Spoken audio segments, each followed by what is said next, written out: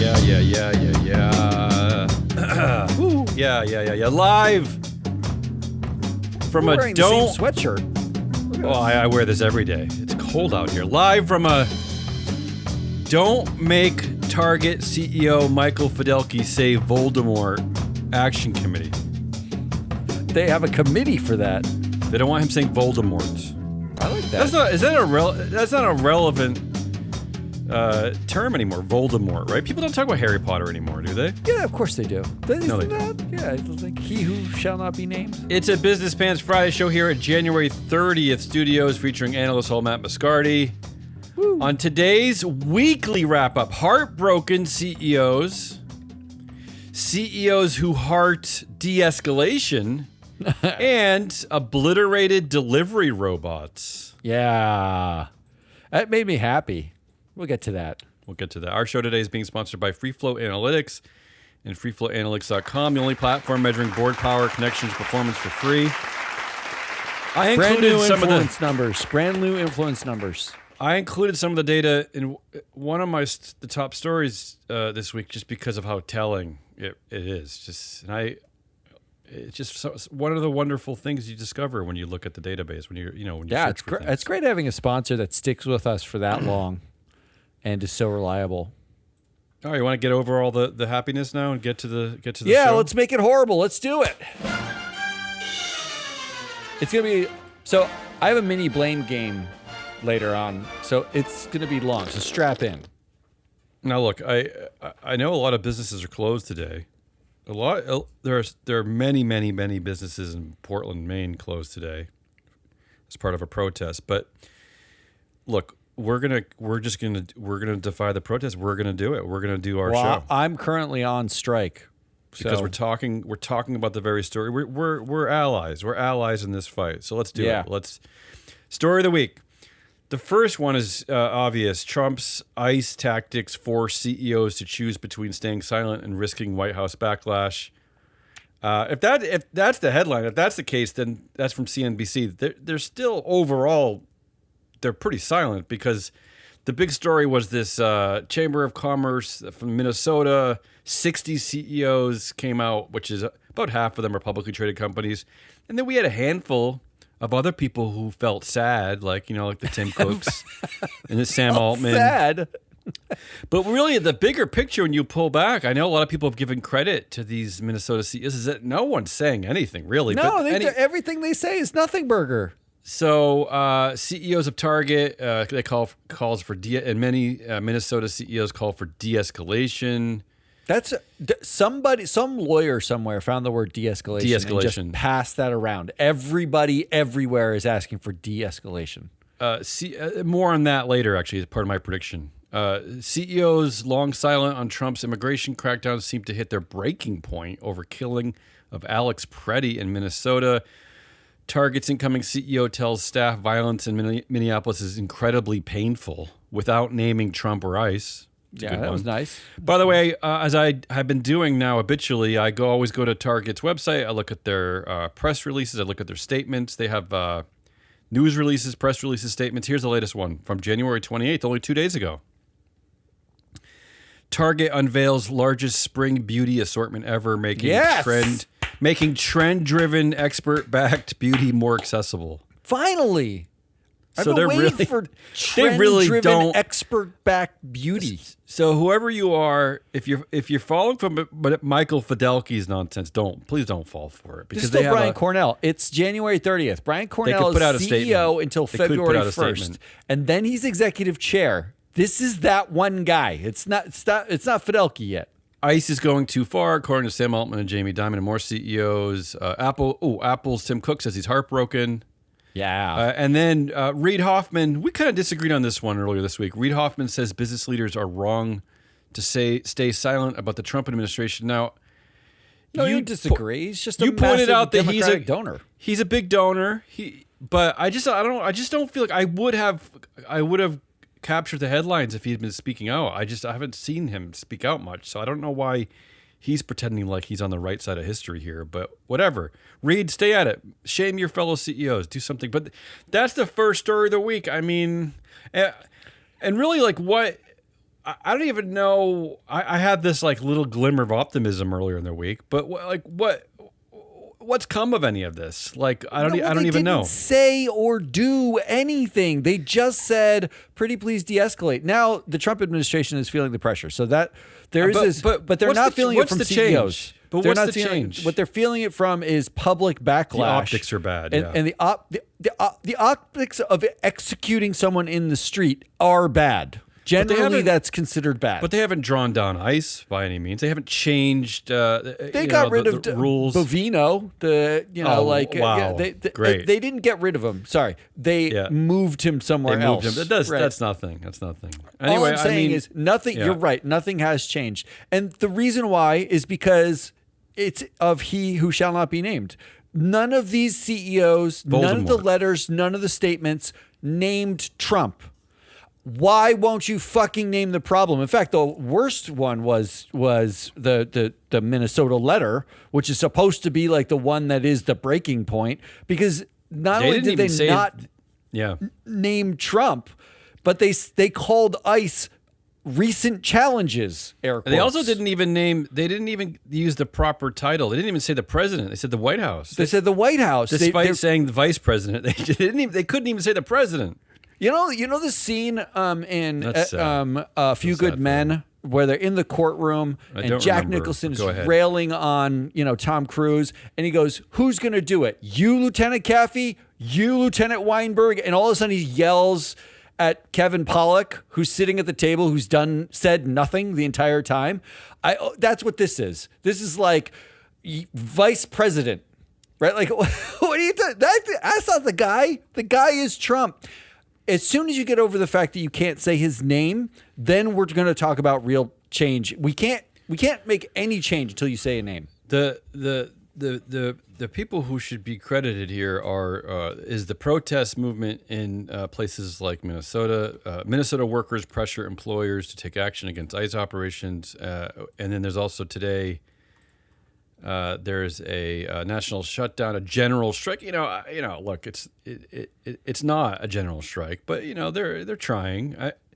The point is that if these CEOs and corporations want to do something about it, they have the power. That's all. You want to know what they could do? Here. Yeah. Want to know what they could do? They like the things that are in their power. First of all, they're massive donors and they can donate, right? Like that's what Citizen United allows you to do. Yeah. And you can donate. You can donate to anybody who doesn't want to fund ICE and this immigration crackdown the way it is. Or to all the groups working to help immigrants and the people who ICE are targeting. Because even here in my city, a lot of the businesses are donating full days of and these are businesses that don't make a lot of money. They sell cookies and coffee, and they're already struggling. They're donating like full days of profits, 100% of the profits. I mean, Target. It's always the small easy opportunity target. How about all of January's profits? There you go. Well, the other thing you could do, so this is something that our family did. We donated to buy body cameras to anybody who's protesting. Because the reason why we are seeing what's happening is journalists aren't allowed and the ICE agents aren't wearing body cams and they cover their face. We're seeing it all because the activists on the ground, the people on the ground, they're not activists, they're people on the ground who are trying to protect their city from a militia that stormed it, are wearing cameras. No. Well, I think you're wrong, actually. I think they are activists. Elliott Management, I think they've been protesting a lot. All right, let's move on. That's the first story of the week. Second is, maybe the part that we're forgetting here is the other side of this. Companies reap, this is from the Financial Times, companies reap $22 billion from Trump's immigration crackdown. Some other related links. Meta blocks links to ICE list across Facebook, Instagram, and Threads. So these are their users Zuckerberg. Trying to... What a fucking asshole that kid is. As big tech CEOs speak up about violence in Minneapolis, 1 in 3 corporate leaders think ICE tensions are not relevant to their business, which is probably a higher number. Those are the ones that actually admitted it. Another article, how ICE already knows who Minneapolis protesters are. I think this is from the New York Times. Agents are using facial recognition, social media monitoring, and other tech tools. And, and the point being that those tech tools, that social media monitoring, these are all companies like profiting off of what's going on. Now, I wanted to take a look at 4 companies that are making money off of ICE. Palantir Technologies, that's run by Alex Karp. Alex Karp.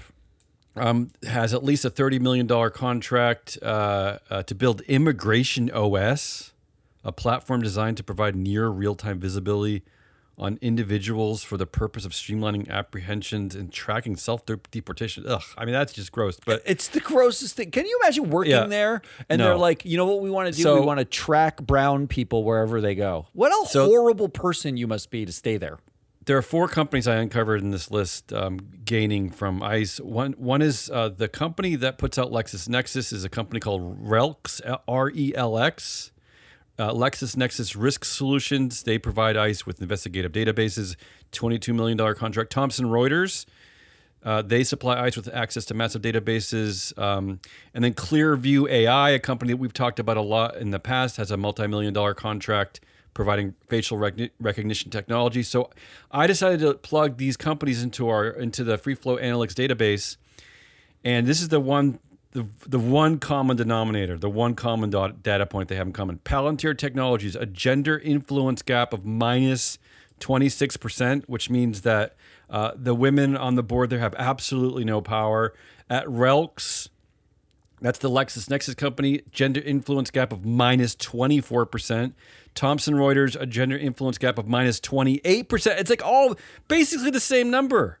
It's all run by men. These are not family firms. RELX is like dominated by 5 men with just supreme power. So again, yet another way to use the data, yet another reason why we need diversity in leadership. And then Clearview AI, which is not a publicly traded company, not in our database, they have an advisory board of all men. So I guess their gender influence gap would be minus infinity. What is that? Infinity percent? Or because there's no women. I think that's the correct math, minus infinity. And maybe I should give them credit because they're like, look, we could have women on the board, but we're not going to let them have any power. So forget it. We're just not going to have them here. I mean, so RELX and Thomson Reuters are providing information, and that's information you can buy. Anyone can buy, right? Palantir is providing something that's specific that not anyone can buy. Still a contract, right? Like, and the important common denominator, which is inside the 2 stories that you just read out, is one person. Meta's blocking links to ICE. You want to know who Mark Zuckerberg's mentor was? It was Peter Thiel. You want to know who's one of the founders and early investors and on the board of Palantir? It's Peter Thiel. Peter Thiel is actively funding the destruction of humanity. As he goes around giving talks about the Antichrist. That's no joke. He gives speeches about the Antichrist. There is nothing like the legacy that he's leaving behind him, which is he hates women, he hates people of color. I mean, like there's no way to sugarcoat it, right? No, I'm sure if I met him, I'd feel equally as strongly at this is what he's getting at, because everything he's funded, everything he touches, is about absolutely destroying some piece of humanity. That's all he does. And he's the common denominator. Forget Alex Karp and his his big blabbermouth. I hate all this. All right. So can the next story be good? No, that's the second story. The third story I'm calling King Bumps. King Bumps. We've seen a slew of these headlines just over the last week. JP Morgan's Diamond sees 10% pay bump to $43 million. Disney CEO Bob Iger's pay increased 12% to $46 million. Goldman Sachs hikes CEO David Solomon's pay 21% to record $47 million. Wells Fargo CEO Charlie Scharf gets 28% pay boost to $40 million. And then the last one I want to focus on is Brian Niccol, the new CEO at Starbucks, who is now they're making him use the because of security reasons. Although who exactly is after the CEO of a coffee company? I'm kind of curious about. Granted, it's one of America's biggest drug companies, so I get that connection. It's like he's like a cartel head, but I don't know who's coming after Brian Niccol. They're now he can use the plane for everywhere he goes. He can use the the jet. In fact, they're making you read him the do language? It. Yeah, everywhere he goes. Yeah, following a security review of risks, the Starbucks board of directors made the decision to enhance security measures for Brian. This included a decision by the board to require Brian to use private aircraft for all travel. Require Brian to use private aircraft. Let's talk about Brian for a second. Yeah, you want to say something? He makes coffee, right? Like, he sells coffee at a place that is routinely hated. By the way, I know people are addicted to it, but everywhere I go, people kind of. Maybe I live in a liberal bubble, but yeah, you live. People in Portland, sneer at. Count, yeah. But anyway, he made $96 million last year. This year, he made $31 million, including temporary housing expenses. In the amount of $370,000, temporary housing expenses they give him money for. Yeah, it's $1,000 a day where he stays. Security expenses in the amount of $1.1 million, and then $1 million related to his aircraft. Now, the median employee last year at Starbucks made about $17,000, which means that his pay ratio was 17.94 to 1, which means on the first day of the work year at 10:10 a.m. he made as much as their average Starbucks. I don't think he got enough. His temporary housing expense alone is a pay ratio of 22 to 1. This guy's made $127 million a month, and they 26 kids. They're paying his rent. I mean, that is just shameful. Let's not forget the baristas are still looking for better wages and better benefits. Still. I mean, like, I love the fact that he's paying $30,000 a month for rent. Can you think of a place near you that costs $30,000 a month to live in? Well, maybe he lives in Seattle. Like, maybe he lives in the Space Needle. Like, is there like an apartment up there? I mean, finding a hotel that costs $1,000 a night is actually That's a nice hard. Hotel. It's like there's some. And I would think you could broker. I would think you could broker a deal too. I mean, if you're there all year. Like, if you can broker a deal to take the plane everywhere you want to go, yeah. And finally, that's the third story is all these I'm calling them king bumps. The last story of the week is the docu-bribe. Do you know what that is when I say the docu-bribe? Melania. Oh, you do. You know. It's so there it's was everywhere. There was the premiere of some documentary about Melania Trump, but it happened Saturday at the Kennedy Center for Performing Arts, which I know has been renamed, but I'm not gonna. It's the Kennedy Center, but anyway, a little bit of background: Amazon paid Melania Trump's production company $40 million for the movie, and then paid another $35 million to promote it. Jeff Bezos, you mean? That's Jeff Bezos' Amazon, not Amazon. Jeff Bezos. Here are the guests I could find to this event, and this is Saturday, right? Saturday was the day. Let me look at my calendar briefly. Saturday was the day that Alex Preddy was murdered, and that's 3 weeks after Renee Good was murdered. So let's not forget that Renee Good happened 3 long weeks ago. Okay, everyone's focused on Alex Preddy, that death being what the turning point was, but it was 3 weeks after Renee Good. Here are the guests, some of the guests at this event. First of all, the first one, the real life Wolf of Wall Street, Jordan Belfort. He's that guy. He shows up at parties. This is a celebrated guy. He got fired. He can't do anything else. I thought he was okay. Anyway, he's Tim Cook book tours. Tim Cook at Apple. These are all. I think everyone I'm about to name is a CEO. Tim Cook. Andy Jassy, of course, Amazon, Lisa Su, AMD, Eric Yuan, Zoom, Lynn Martin at New York Stock Exchange, Larry Culp at GE, Sam Altman, OpenAI, Satya Nadella, Microsoft, Sundar Pichai, Google, Safra Katz, Oracle, David Brown, Victory Capital, David Ellison, Skydance, Paramount, and then the last one surprises me. It was hard to know if this was like valid or not, but what I'm seeing is that I'm getting reports that Mark Benioff from Salesforce was there. I don't know why that surprises me, but he was the one who... Did he originally call for the National Guard to come into San Francisco earlier this year? Mark Benioff said that, his city was a shithole and the National Guard should come, and then backed off it, took a picture of himself with a police officer from San Francisco and said, so maybe he was police. So maybe he was at the event. Maybe I'm wrong. And then finally, the saddest, but most this kind of tells it all. The director... Brett Ratner, he directed the Melania documentary. He was the man accused of, I shit you not, these are all things he's been accused of by at least 9 women and some very high-profile actresses included in this list who came out and reported this, accused of rape, sexual assault, sexual harassment, and homophobic abuse. And the stories are, I was going to list out the stories, but they're too horrific. I mean, they're terrible. But he's the guy. They're calling his post Me Too comeback. I mean, this is the guy that they found to direct, that Amazon found to direct this movie. I mean, what a you know, my blood is boiling. The allegations against him were not like singular. They were from a lot multiple of women, like multiple women, multiple years, 9 I can find on record, all this stuff. They were so bad, he wasn't allowed back into Hollywood, and he instead immigrated to Israel. He just left the country. Yeah. Good. Sorry. Well, sorry, now Israel. He's back. Sorry I had to take him. Yeah, now he's back because of Jeff Bezos. So my options those for are my story of the week Sorry, are I mean, this was the worst stories in the history of story of the week.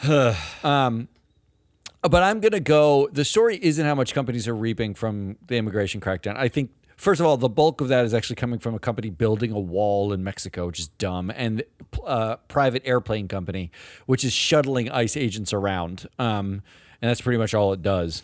Boeing's one of the companies that has they're using their planes, right, to fly people out? Some, yeah. But I wish the King bumps where it wasn't so quaint now relative to the other stories. Well, look, I included this is the problem.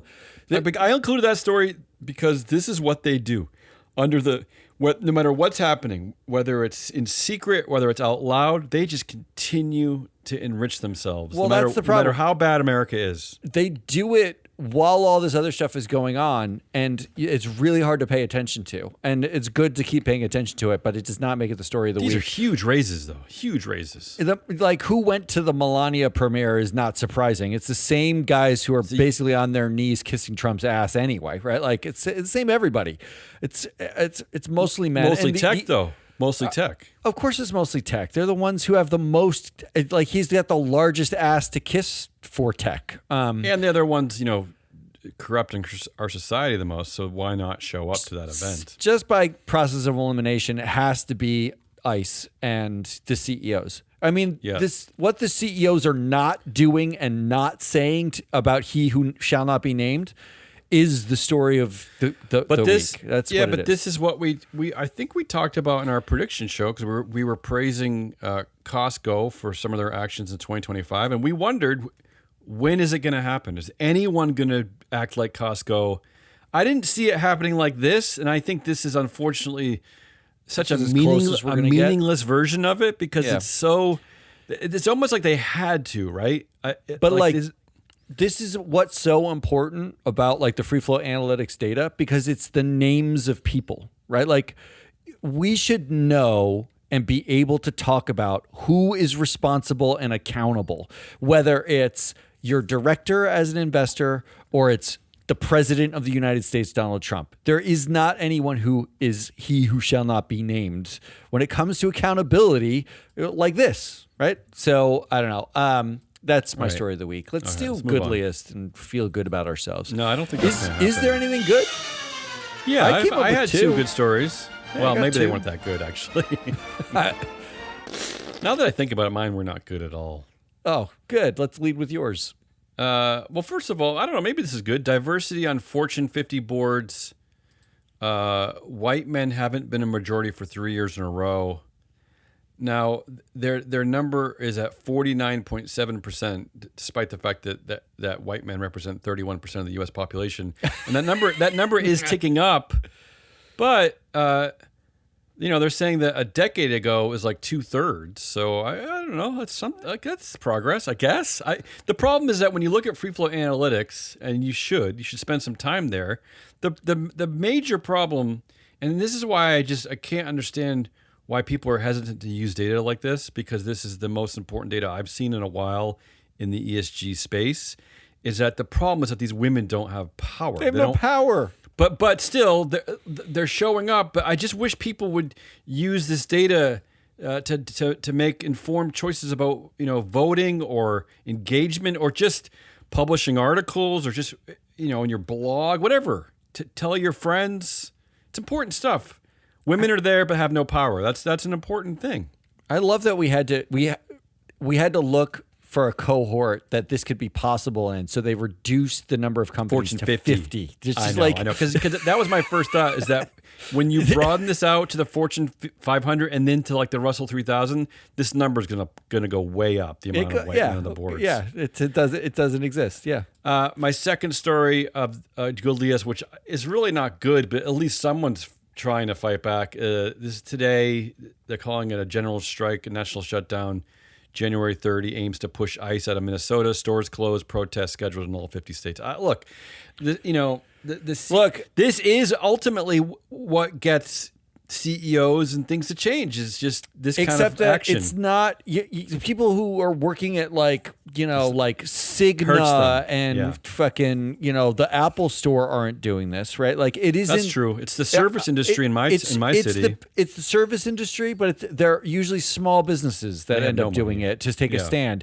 Like the list of people who went to Melania: Apple, Amazon, AMD, Zoom, GE, Microsoft, Google, Oracle. Those are the companies where everyone needs to walk out. Today, they need to walk out, right? Like you should actually, if I was working at MSCI and I heard Henry Fernandez was out there kissing Trump's ass, going to the Melania premiere and helping fund the destruction of the East Wing of the White House. Wasn't there. Yeah. I would have protested constantly. They would have had to fire me because I would have spent all my fucking time being like, what are we doing? What are you doing?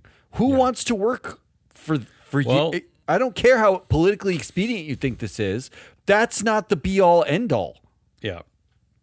What do you got? I don't like yours. Do you have actually Goodliest? I have one that's actually Goodliest. I'll start with that one. Judge greenlights Massachusetts offshore wind project halted by Trump administration. That's right. The Trump administration halted 5 offshore wind programs in the Northeast, all blue states, non-Trump states. And halted them, claiming national security was an issue because of radars and birds or some bullshit, some gaslight. All 4 out of the 5 have now been restored, with the 5th one probably coming. This one was the vineyard wind off the shore of Martha's Vineyard, so that the bougie vineyardites can get free energy for the rest of their lives. I just like that there is some bulwark. If judges do a thing. Remember we screamed about this at the beginning of the administration, the Trump administration 2.0. We were screaming at academia and law firms. Remember when Trump was coming down hard on them? And we were saying, hey, fight back, sue back. Sue back. Why are you settling immediately? And this is what these so this is good. I mean, this is why these companies are getting their projects reinstated, because they fought back. I mean, you've heard the taco trade, right? The Trump always chickens out trade. I love tacos, yeah. This is the JART trade. In fact, I'm starving right now. The JART trade is judges always reverse Trump.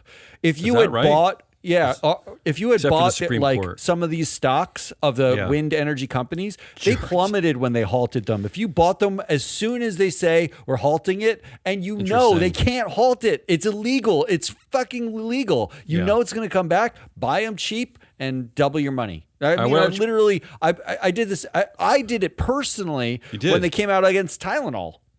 Okay, this is why you're so rich. Yes, that's why. I put all $300 that I was going to spend on What's Starbucks. Your other Goodliest? My other Goodliest. Here's the headline. Delivery robot gets stuck on train tracks, gets obliterated by locomotive. I like that one. I love that. I watched the video of it. There's a show, I don't even remember the name of the show, but there's a show that Seth Rogen stars in. And my only part of the show I really actually enjoy is every time he walks by a delivery robot, he kicks it over. I appreciate that. I like that a lot. Well, I don't want to get hung up on this. I don't want to get hung up on this, but why do we need delivery robots and drones? What part of our culture demands that? What I don't understand that one. Don't know. We don't want to pay workers. We don't want to pay humans. Someone's got to pay for the food that you're delivering, right? Like you fire all the people who would pay. But I don't get food delivery to begin with. I mean, look, I don't want a hamburger 45 minutes after it's made anyway. Like after it's like someone's put it in the front seat of their like 1993 Toyota Tercel. Like I'd rather just go there and buy it. Like are people afraid to leave their homes now? Is that what's happening? I rarely go out or get delivery. Okay, but if you get a cheeseburger, can you promise me that you just have the guts to go to the counter and ask for a cheeseburger? Look, it was worth it to have a delivery robot, if for no other reason, to watch it get stuck on a train track in the middle of the street and get run over. All right, let's move on. All right, let's move on from that. Oh no, this is going to be bad. Well, you covered a lot of my stories already, and I didn't want to do a single asshole. It was hard, so I did a asshole blame game. I like blame games. I like all games. So, which asshole do you blame? I'm going to read you a headline, and I'm going to give you a couple options, and then you can pick the asshole. Here's the first one. Trump's ICE tactics force CEOs to choose between staying silent and risking White House backlash. You read the headline already. So, the first option here as an asshole to blame is obviously Trump and ICE, right? Like, sure, you could just blame ICE. That's putting these CEOs in that position. Sure. You can blame Palantir and the ICE industrial complex. You already talked about $22 billion the ICE industrial complex, worth of money for the going to immigration crackdowns, according to the FT. Alex Karp, who is the biggest beneficiary of the ICE industrial complex, has gone out of his way to insist to his disgusted employees. His employees have now come out and said this is going too far. He keeps going out and saying Palantir is bolstering civil liberties. That's from a story this week. Well, let's not forget. I want to read what do you call it? Not the byline. Listen to this headline from the New York Times. How ICE already knows who Minneapolis protesters are. Agents use facial recognition, social media monitoring, and other tech tools not only to identify undocumented immigrants, but also to track protesters. Yeah, correct. Right, so that's putting why this is so all important, into right? Palantir's databases. I tinfoil hatted it on Tuesday, and the New York Times came out with it last night that is actually happening. Right, that the big tech companies are using all that data that you don't care about. In fact, if you are protesting, you should cover your face. You should go out in goggles and a ski mask, because fuck them. This is the world I live in now. Like that. It is guerrilla cold warfare. There, though. Yeah, it's guerrilla warfare. Yeah, it keeps you warm. At least up here it is. Yeah, go ahead. So you can blame Palantir and the ICE industrial complex. You can blame CEOs themselves. Oh yes. If you're like the CEOs, it says the headline says Trump's ICE tactics force CEOs to choose. Does it? No. Is it really the ICE tactics that are forcing CEOs to choose, or is it CEOs choosing themselves not to say anything about he who shall not be named? Yeah, they're letting a little. Their tires are like overinflated, and they're letting a little air out so that it doesn't pop. Like that's all they're doing. They're not doing anything else. They're not changing the tire. Trying not to get noticed. Yes. They penned a strongly worded letter that asked for de-escalation. That was the strongly worded letter that they penned. Yeah. And they called ICE a recent challenge. They didn't even call it ICE. And they said the recent challenge was causing widespread disruption. They didn't name what the disruption was. Widespread disruption is more like traffic jams and potholes. And that sounds like the internet went out. Like these are people executing protesters in the street and dragging brown people out of their homes illegally and going into Target stores. Or stopping them from living normal lives. Like a lot of them don't even leave their houses anymore. And they called it widespread disruption a recent challenge. And I got to say this, I want to push back too against the Chamber of Commerce there in Minnesota, because I was thinking about this. To do this I was thinking like, I guess I can understand that, you come out as a collective body and maybe that has some kind of power behind it. But no, actually, if you had made every single CEO write a letter, a personal letter, and then one by one keep dropping them day after day, after hour, just keep the onslaught coming, keep going. But they just kind of hide behind 1 week. It was way easier because you only need to pay one lawyer to look at that letter. We should have 60 different letters written by an actual human being, mostly men, really describing what's going on. But no, we have to hide behind one horrible like ChatGPT written. Well, then Michael Fidelki recorded a video, and the video he said the violence and loss of life in our community is incredibly painful. It is, yeah, but that's only internal, not even to the public. You know what's incredibly painful? Stepping on a thumbtack. You know what's like heinous and against human rights? What's going on in Minnesota? Yeah. And you couldn't even say out loud the fact that ICE came into your store, arrested your employees illegally, and then let them go because it was all illegal. Well, let them go, not even somewhere else, not even at your own store. Here's a quick line for you, Michael Fidelki. You could have written, "This is directly affecting the Target family. ICE is entering Target stores and making it difficult for our Target family and our customers, and it is wrong." Just say that instead of saying, "Oh, it's incredibly painful to step on a thumbtack." You could blame boards of directors. Yeah, I knew you'd go there. Well, every single one of these CEOs doesn't get to sign a letter unless they ask the board, right? True. Like in this climate, don't you have to ask every board? And again, if they cared, every single director could write a letter. Well, the nice part about it is, of the 60 Minnesota CEOs that signed the letter, 25 of them sit on each other's boards. Right. Maybe that's why they only came up with one letter, because it's really just one voice. It's really just one person. You didn't have to run it by anybody because they're all sitting on each other's boards. What a fucking waste. Actually, if anything, this single letter should expose the fact that how insular these boards are and how much groupthink there is. They have no spine. They're feckless, and they are all in it for themselves. These are some important American companies, by the way. You're talking about like Targets and 3M, Best Buy. If they just all decided, hey, we're stopping until this gets changed, like we're shutting down operation, Trump would have listened like immediately. That's all I'm going to say. But keep going. Could we blame Jeffrey Epstein? I mean, this is the leading... files dropped today. This is the leading theory to why Trump has been such a maniac the last 2 or 3 months, right? Some more files dropped today. I actually looked through some of them. A lot of them are just redacted again, and they're not all there. They had a month to redact. And they're actively pulling them down as people find stuff in them. Of course. The same they did last time, yeah. But you know what? If not for those files, we wouldn't need to murder protesters. We wouldn't need to go to war with Iran or take over Venezuela. Maybe it's our fault then. Maybe Greenland. We shouldn't point out things that Trump does wrong because it just makes him mad. Maybe it's our fault. I mean, we should just say everything you're doing is great. Now release the Epstein files, right? Like, sure, shoot us in the street, but release the Epstein files. And lastly, I couldn't get away from this as an option. You can obviously blame investors because if not for shareholder value, we could pay attention to like human value. Well, you could do that. You could blame stakeholders, like if people just completely stop shopping and working at those places, I guess, right? So, which asshole do you blame for the first one? Trump, Palantir, and the industrial complex, CEOs, boards, investors, or Epstein?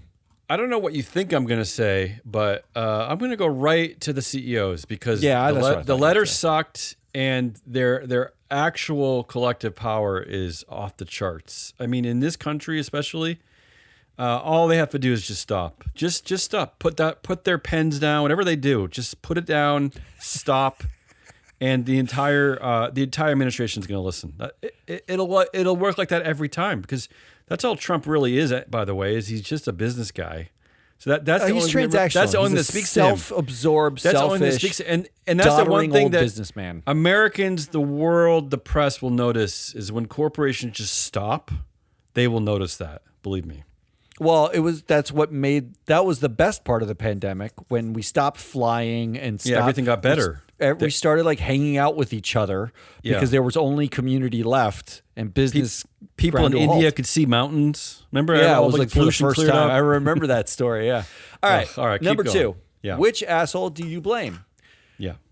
Here's a headline. As You Sow leads criticism of SEC's updated restrictions on smaller shareholders. Help me out on this one. Give me the background on this one. All right. So the background on this is the SEC has now released guidance that if you own less than $5 million of a stock, you cannot submit or should not submit what's called an exempt solicitation, which is a filing.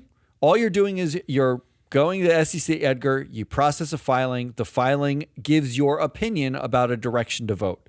It usually is in conjunction with a shareholder proposal that you might have put out. So As You Sow, for instance, would do a shareholder proposal asking for a carbon accounting. They would do an exempt solicitation filing in the run-up to the vote saying, this is why we think you should vote for our proposal. It's a mechanism to inform shareholders outside of the strict guidelines of the proposal itself.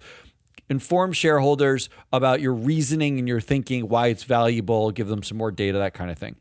Okay. The SEC has now said those are being used as marketing campaigns and political stunts, right. Which they're not totally wrong, but they're also like, who reads exempt solicitations except you and me? Like, I don't know who's getting the marketing. I think there's someone in England. Like, it's a little bit weird like that Dave, they think that's... Dave in the United Kingdom actually reads and it's electronically filed. It's not taking staff time, or the company doesn't have to respond to it. It's literally just you they're put not a even letter easy to up. find. They're not even easy to find because they're not part of like a proper 8K news event reporting. Yeah, they're you can't like filter find. for them very easily. Like they're so the whole thing is dumb, but now they're stopping. And it basically is targeting small shareholders because less than 5 million. It's a wind down. It's part of the great wind down of shareholder democracy. The great wind down is a good name for it. But do you blame the smaller investors themselves? Okay, who else? For 3 decades, yeah, they've basically been using precatory proposals to get more data out of companies, right? They've been using it to improve governance, and they have been using it as a means of advertising. But irrespective of the fact that they lose at the vote almost every single time. Sure. And then in the last 2 or 3 years, the anti-woke have really flooded the zone. They are just putting out proposal after proposal and exempt solicitation after exempt solicitation. That's their right to do it. But yeah, in fact, I saw the anti-right, and we can talk about this on next week's proxy content, but they actually put one out to separate the roles of CEO and chair. They're doing traditional left-wing ESG now. It's not left-wing or right-wing. It's just pure rights. But I like it. It's pure rights. But they're the ones who called it left-wing. They have called governance and telling a company what to do to be like a liberal woke thing. I'm using their words. Yeah, sure. Well, so we can blame the small shareholders, or we can blame one small shareholder in particular, John Chevedden. Why? John Chevedden is the gadfly father. Yeah. He is the winningest shareholder in history. Good for him. If you added up all the wins at like Nelson Peltz and all like big like activists with billions of dollars, yeah, they have win board seats and all that kind of stuff. Yeah, it's true. all like big, circus and like fireworks. A lot of money spent. And we're going to take over a company. The fact is, when Nelson Peltz gets on a board, the board ends up underperforming. Like there's a long track record of all that stuff. You want to know who's winning more than anyone else? It's John Chevedden. So that's why we're blaming him for winning. Everyone hates the champion. He's too successful. He's too successful. The data actually shows that the SEC is taking more time to say no to Chevedden, even though like they're not saying no to they already have blanket exclusions for proposals if a company wants it, but the SEC is wasting its time responding to Chevedden's proposal saying no, right? Like they're taking their time to do that. No one likes the dynasty. Everyone hates the dynasty. Chevedden's the dynasty. This is targeting him. You could blame the SEC themselves. Right. The SEC is out there suggesting maybe no one should vote proxies now. Does that mean Trump? I mean, or like, who do you mean by when you say the SEC? Who do you mean? The people? That I mean, like Chair Atkins and Brian, Mark Ueda, Commissioner Ueda, building off the legacy of Hester Pierce. Do you remember Hester Pierce, my favorite SEC commissioner? There's so much hand wringing from Hester Pierce. I believe she stepped down, but she was great for a long time and voted against every proposal inside the SEC. She's kind of like your version of Tipper Gore.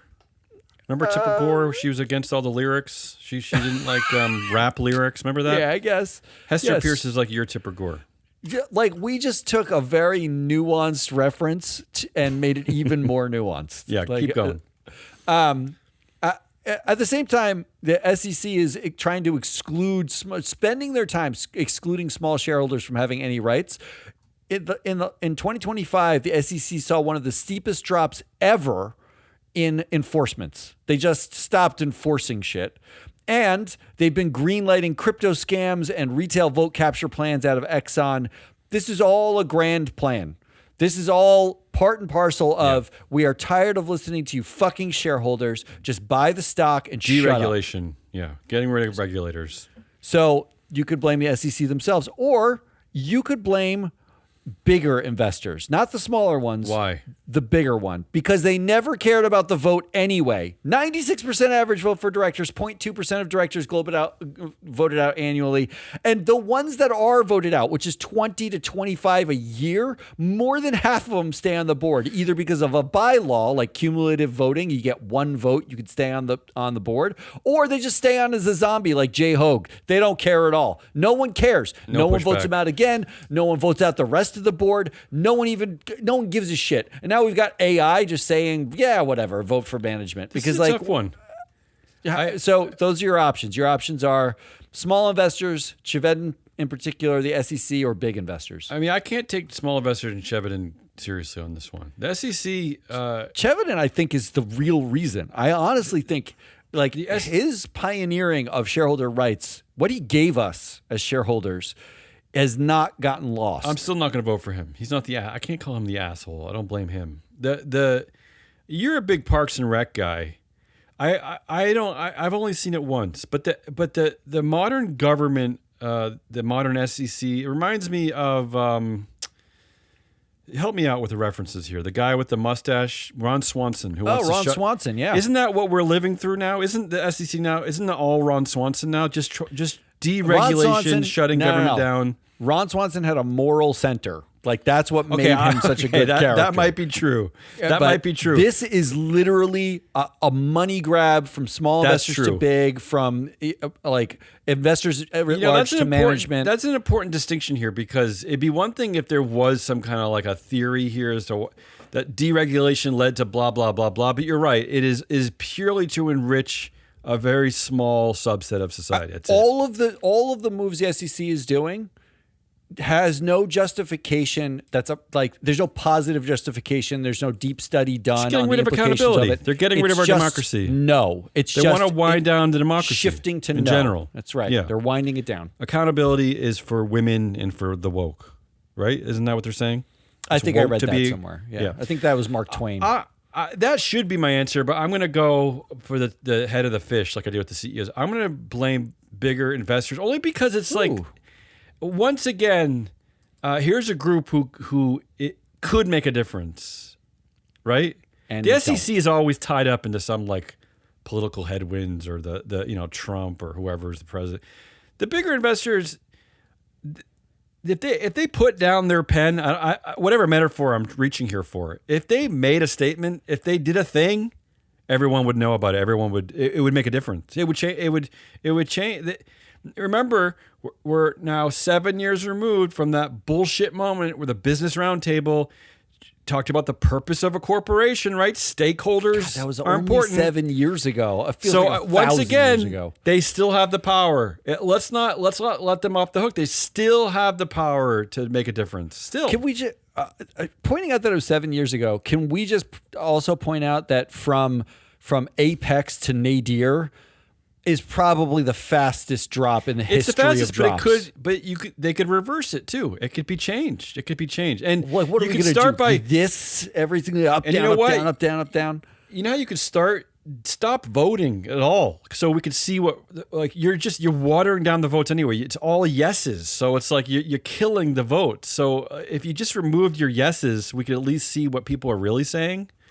But anyway. I'm blaming bigger investors. There's a possibility, because Brian Daley put out a speech that said proxy voting might not be a fiduciary duty, particularly if you're an index fund.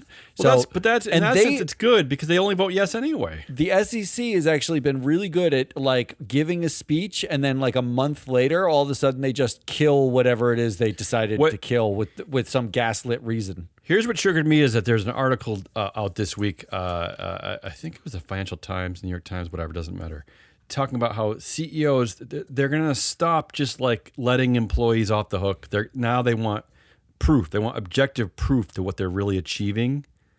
So what about the the executives and the directors. Where's their objective proof? What are they achieving? Show us what they're achieving, and then make your decisions. You've always made this case. You've always make your decisions based on how you vote on them. Like what are we waiting for? You've always made the case that it's like these prove people the assert meritocracy. stuff, Prove it, and they assert stuff without proof, and the onus is on us to prove the opposite, and then not we're called for negative them to prove what they're saying is right. We're called cynical, we're called negative, we're called pessimistic. But start proving your yes votes. I want show me how you come to that conclusion. I love that. Anyway, that's who I got. What else do you have? One last one, and this is a short one. Which asshole do you blame? Here's the headline: Mark Andreessen says Such the an real uplifting crisis show we have here. Yeah, says the real crisis isn't AI job losses; it's what would have happened without AI. Oh, so Mark Andreessen, once again, he's all-knowing. He's omniscient. He's all-knowing. He basically said we are on a path to no more sustained growth and population deceleration. Because of him and his friends. Implosion of because all of that stuff. AI is giving it all back to us. And owners and founders and CEOs, that's because of them. Basically, you're worried about your small job, but I'm worried about population growth and infinite growth into the future. Okay. Who do you blame? The powerless, that's air quotes, AI makers. Sam Altman, from this headline, Sam Altman says AI will cause massive deflation, making money worth vastly more, which is pretty good if you're a billionaire, but he's worried about it, right? And yet he makes AI. Dario Amodei, Anthropic CEO, warns that AI tech he's creating could ravage human civilization. Yeah, he came out with a 20,000 word dissertation this week, right? About the state of AI.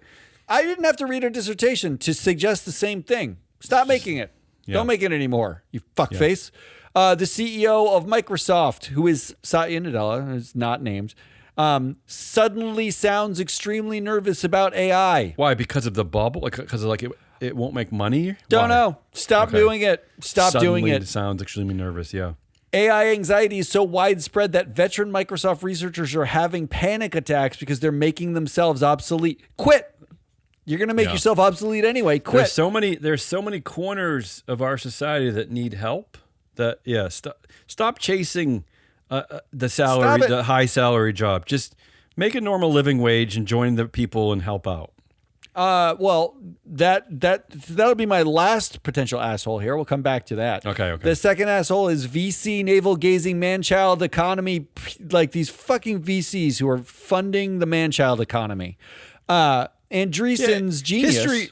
I still think history will assert that they are the ones who brought our society. They are the worst. Andreessen's genius is he was an early investor in man-children, in Facebook, and Musk, and Roblox, and Airbnb. Without them, there is no Sam Altman.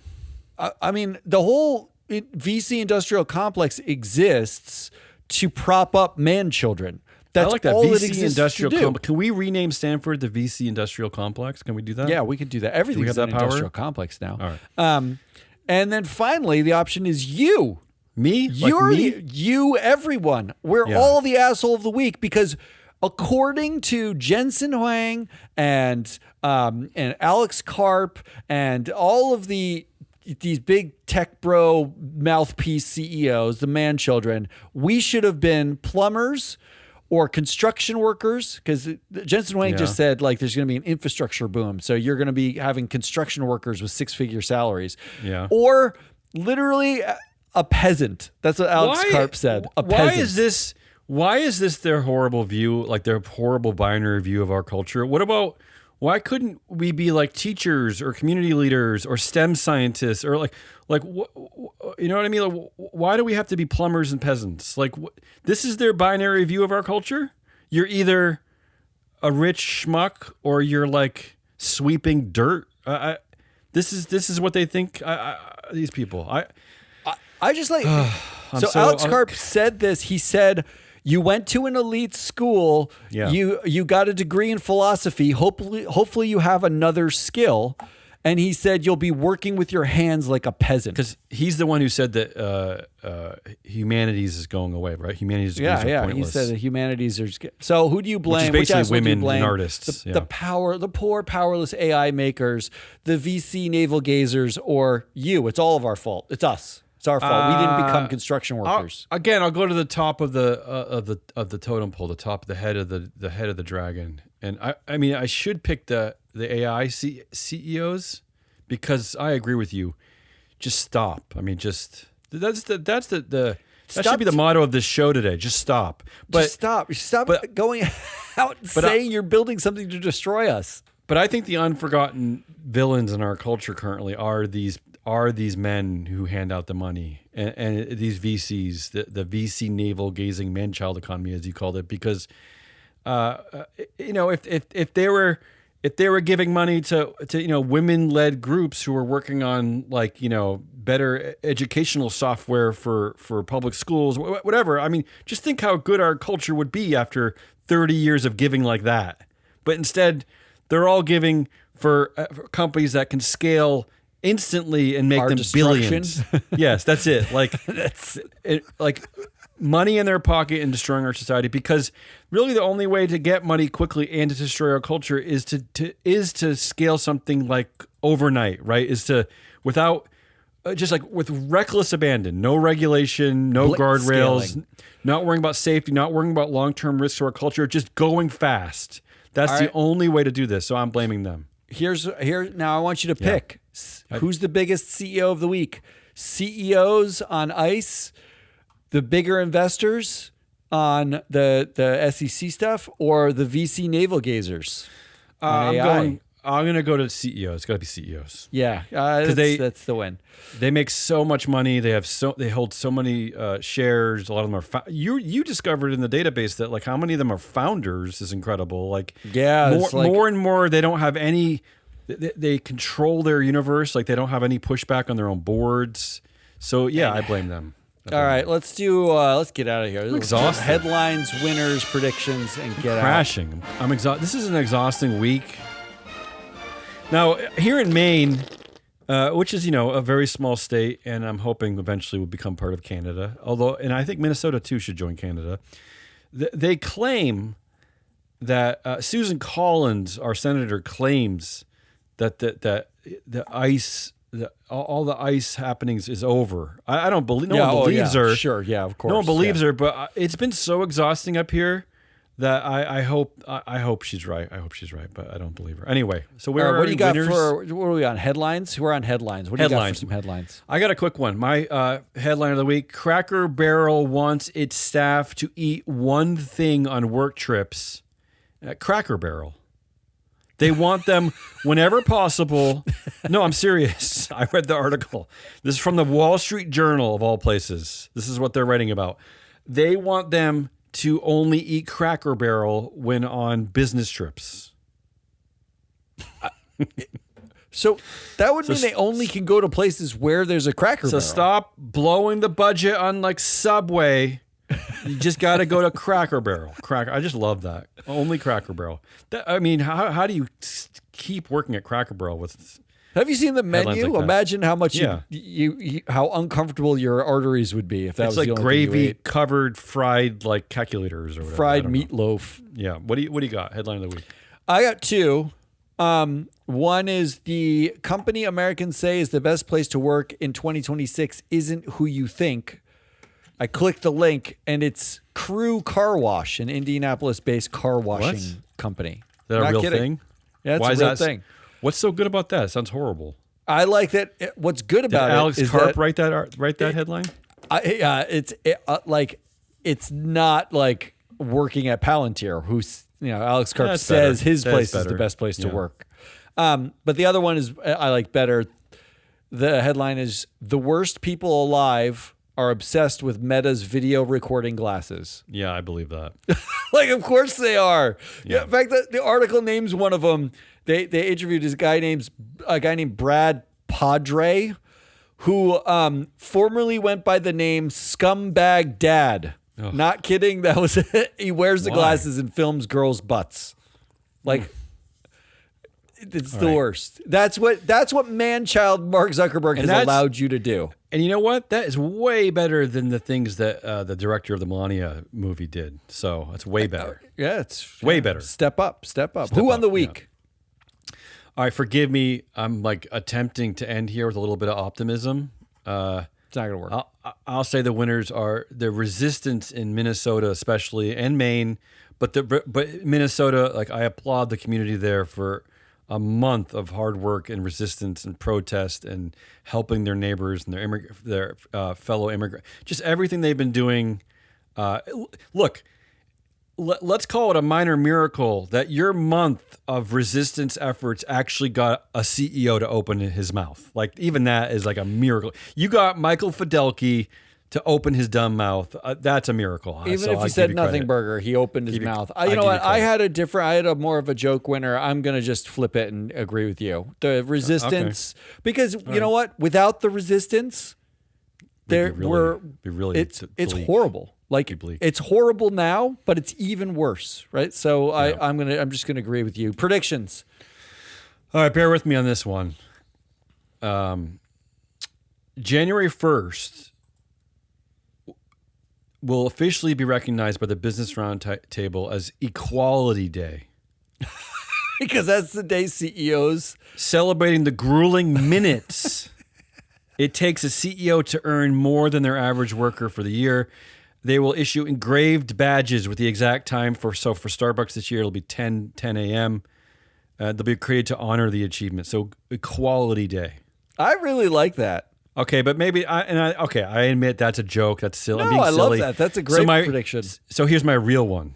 My real prediction is that Target announces its de-escalation collection, a Minneapolis-inspired line of high-fashion, neutral-tone hoodies specifically marketed as non-threatening to ICE agents and heartbroken CEOs. So you see, so it won't trigger any like CEOs, right? It'll just be nice beige, nice tan. Well, de-escalation collection.